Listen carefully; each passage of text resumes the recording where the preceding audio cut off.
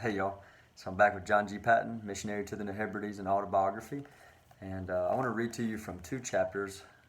Chapter 51 is a chapter called Back to Scotland. And what's happened at this point is he's been in the New Hebrides, laboring amongst the Tannese people for about 5 years now. And he's just endured horrible suffering during this time. He's lost his wife and his son to sickness while he was there. He faced a lot of persecution, a lot of opposition. I mean, he literally, you read the account and it's like he's living under constant threat of murder and people stealing things from him, and it was just really a horrible thing. And eventually he's literally driven out of from this particular island amongst the Tannese people. He's driven out. He has to flee for his life. Him and a couple of the missionaries, a ton of the missionaries there that were on, with other islands alongside him, were murdered and killed.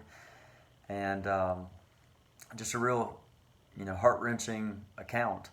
And the encouraging thing in it all is to see him continuing to love these people and long for their salvation and not lose hope. And had some real down moments, but doesn't seem to lose hope. And in fact, he actually goes back to first to Australia to try to raise support for the mission there in the New Hebrides. So he's not giving up on it, although he's been driven out, fleeing for his life.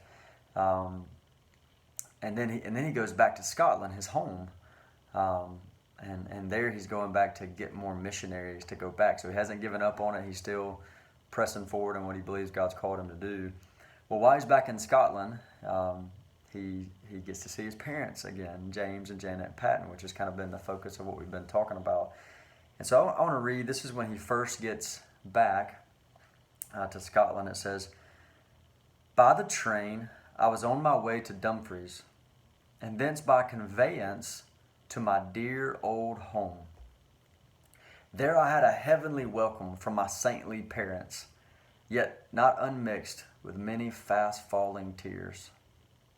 5 brief years only had elapsed since I went forth from their sanctuary with my young bride, and now, alas, alas, that grave on Tanna held mother and son locked in each other's embrace to the resurrection day."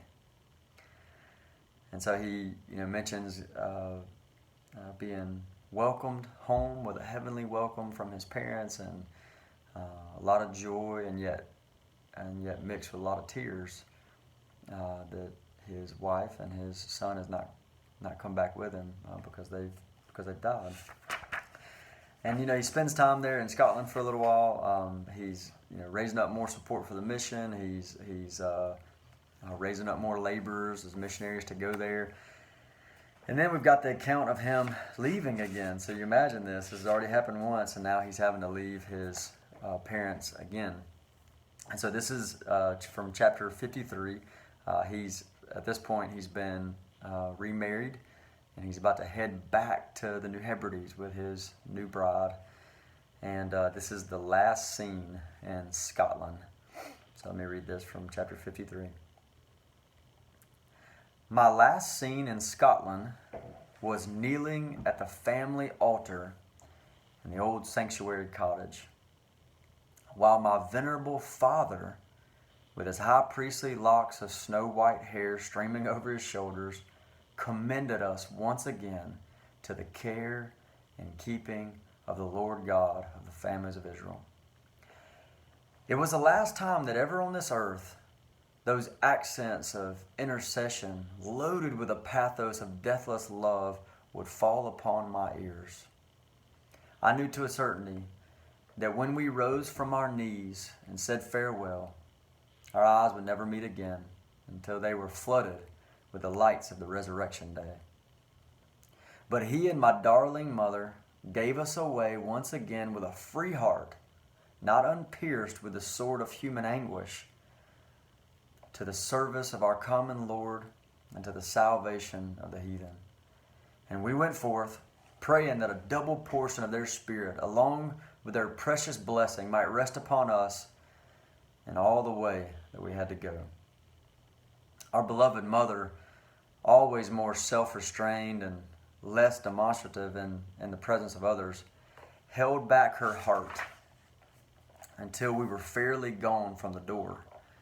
And then, as my dear brother afterward informed me, she fell back into his arms with a great cry, as if all the heartstrings had broken, and lay for long in a death-like swoon. Oh, all ye that read this page, think most tenderly of the cries of nature, even where grace and faith are in perfect triumph. Read, through scenes like these, a fuller meaning into the words addressed to that blessed mother whose Son was given for us all. Yea, a sword shall pierce through thine own soul also.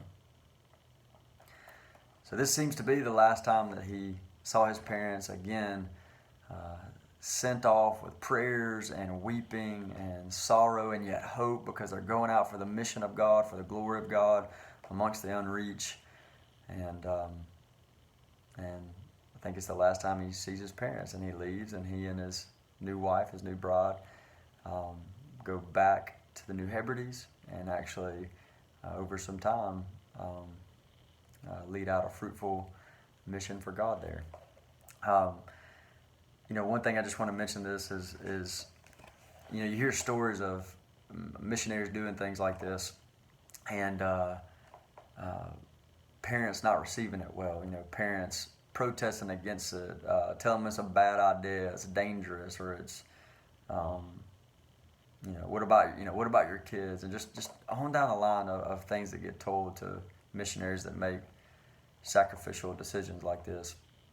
And so, I think that question should be in our mind of why, these parents are obviously heartbroken. They're experiencing human anguish over this. They're not just, emotionless over it. So why not protest in anger? Why not protest and tell them, no, you shouldn't do this, and like so many others were doing? Why did these parents not do that towards their son?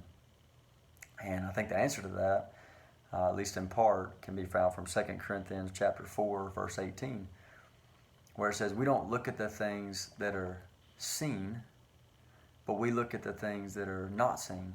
For things which are seen are temporary, but the things which are not seen are eternal. And fathers and mothers of Grace Community Church, I want to encourage you to think along those lines, that we need to be looking at the unseen things and the eternal things as we labor in the lives of our kids and train them up in the way they should go.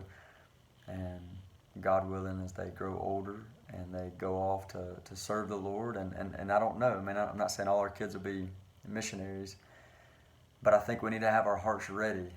Our hearts ready to give them to the Lord and trust God that God would use them for the glory of Christ.